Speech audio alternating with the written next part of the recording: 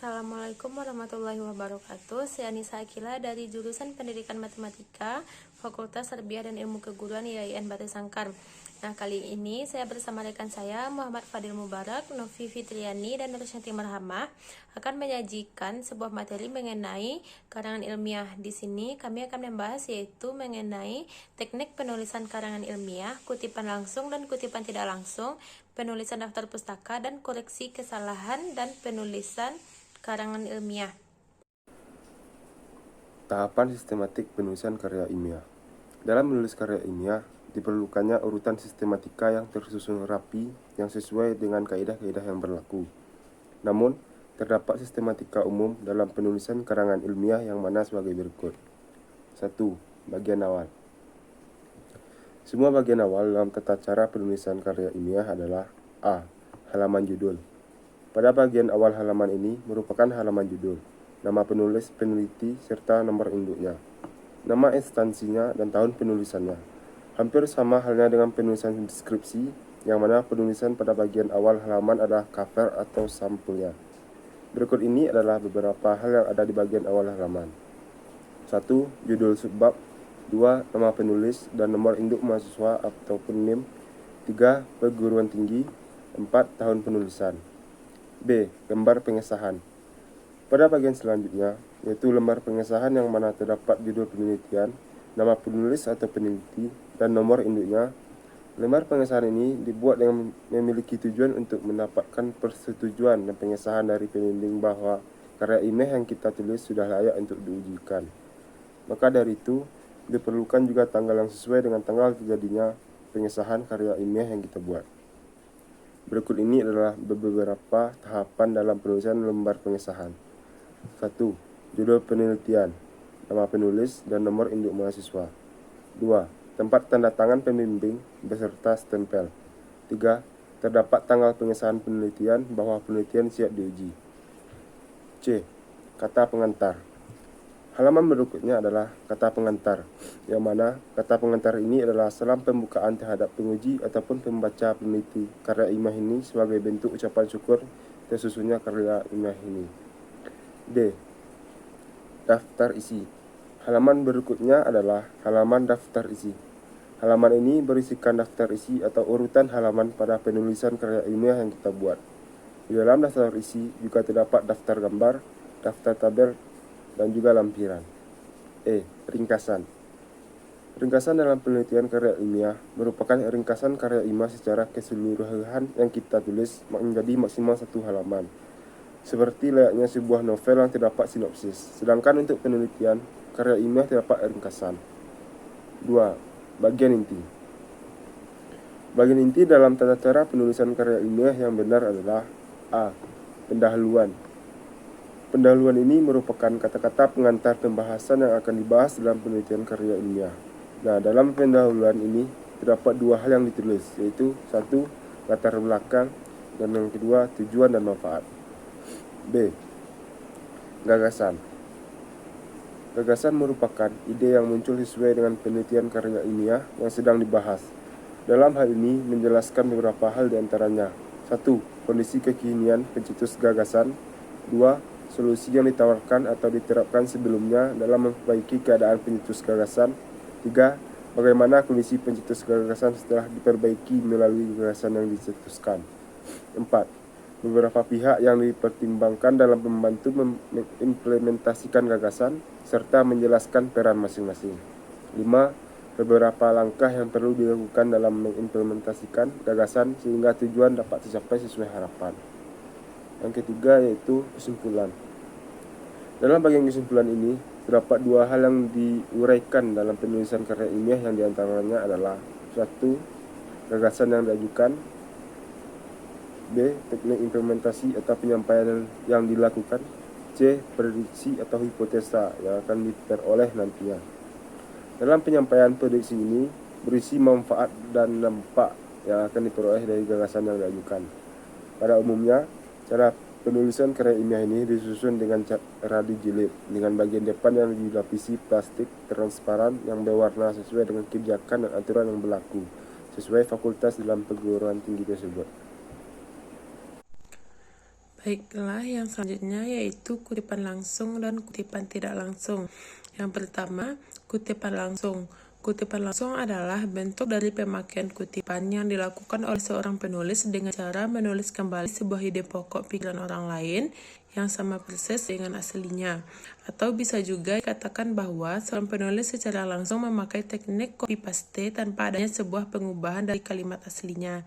Yang selanjutnya yaitu prinsip dari kutipan langsung, yaitu mengutip sebuah sumber bacaan secara langsung yang dilakukan sama persis seperti apa yang ditulis dalam sumber kutipan dengan tidak menambah ataupun mengurangi isinya.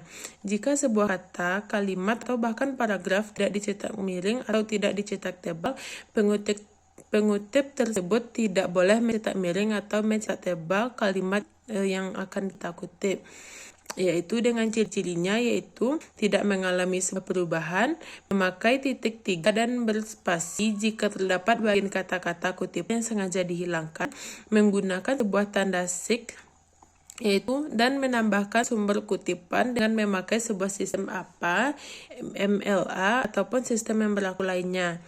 Kutipan langsung ini dibagi menjadi dua, yaitu kutipan langsung panjang dan kutipan langsung pendek. Yang selanjutnya yaitu kutipan tidak langsung.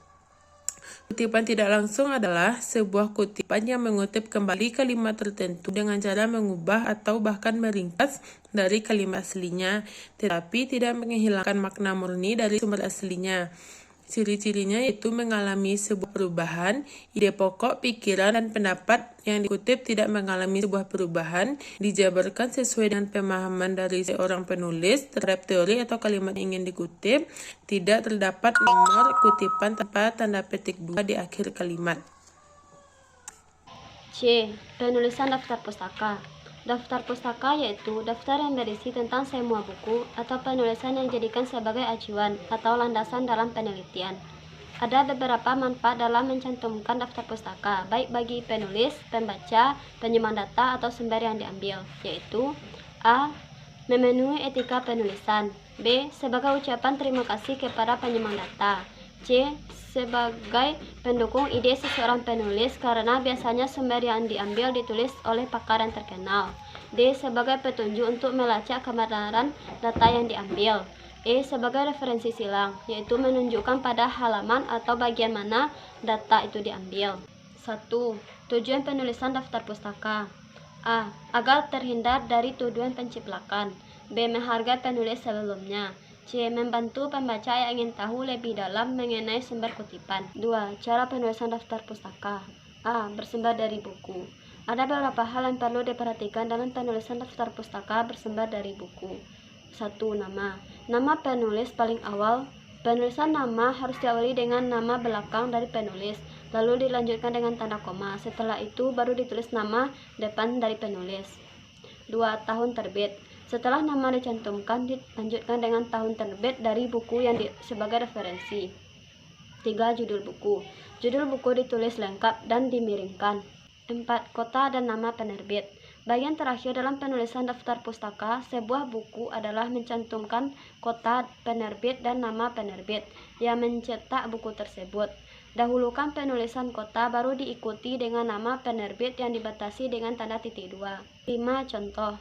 Knight, John F. 2001 Family Medical Care Volume 4 Bandung 2 Indonesia Publishing House B.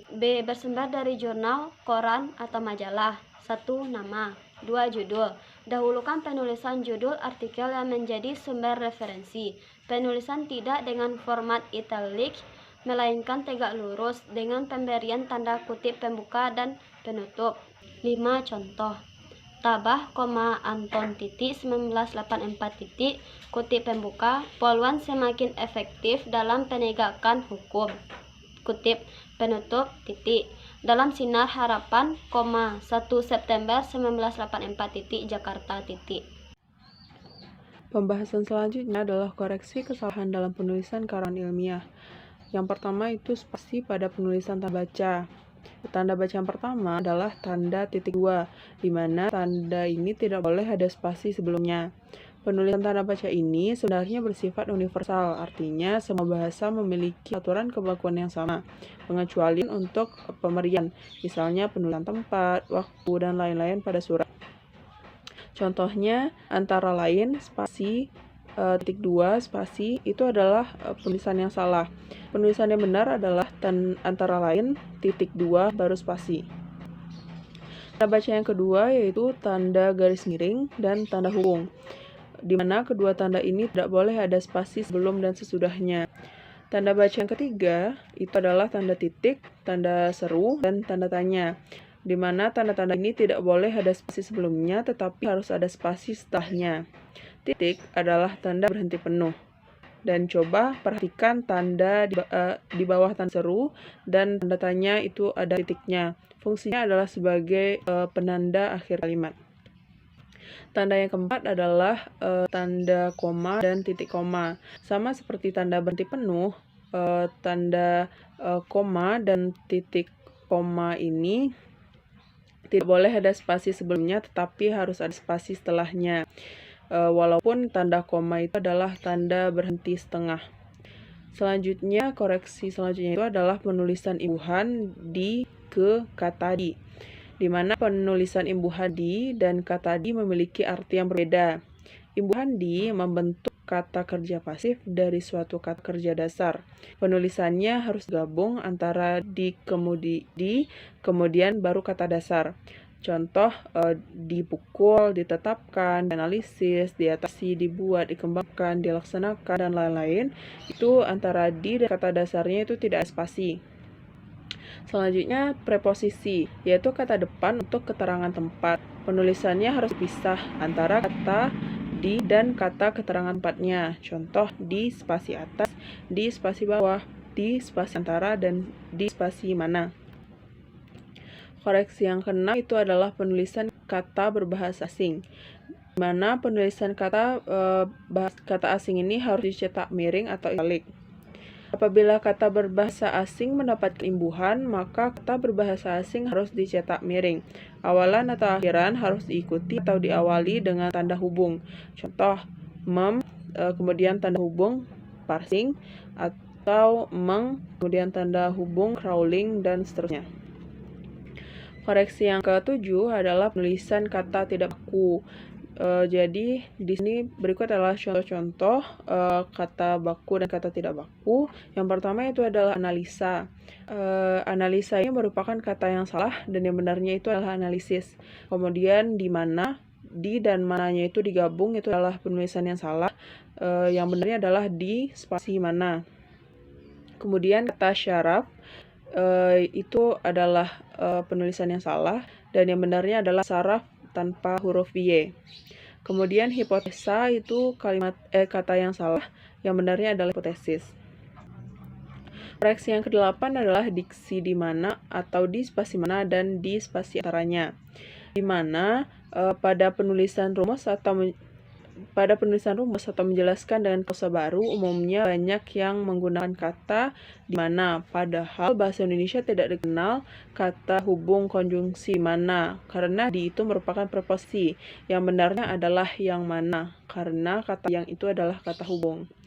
Di antaranya penggunaan kata ini hanya digunakan apabila sesuatu terletak di tengah-tengah atau di antara sesuatu yang lain di kanan dan kiri. Kemudian koreksi yang kesalahan yang terjadi yang terakhirnya adalah tidak boleh ada ruang kosong di halaman bawah. Sebisa mungkin tidak boleh ada ruang kosong yang tersisa pada suatu halaman.